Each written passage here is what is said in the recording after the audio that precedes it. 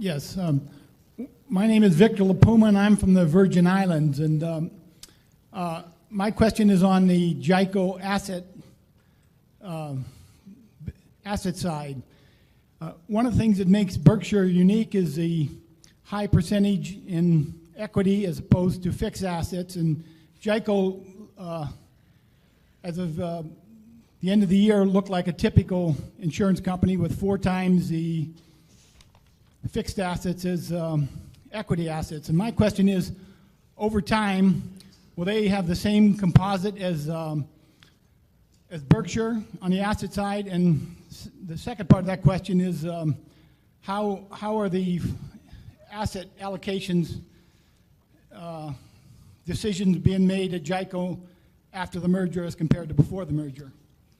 The decisions at GEICO, which, as you say, is about $5 billion of marketable securities, have been made and are being made and will be made by Lou Simpson. Lou has done a fabulous job of running the investments of GEICO since about 1979, and we're lucky to have him. There's very few people that I will let run money, running businesses, that we have control over, but we're delighted in the case of Lou. I mean, that's 1 in 1,000 or something, but Lou has done a terrific job, will do a job. And the one thing we offer him, he has the ability to do whatever he wants to do with those assets now.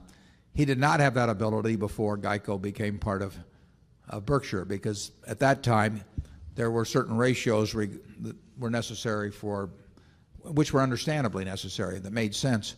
Where with GEICO as a standalone entity with its own net worth of $1.5 billion or $2 billion and doing $3 billion of business, it would have been inappropriate for him to take on a different configuration beyond a certain point in equities. So he was constrained by the nature of the business he was in and its capitalization. That constraint no longer applies.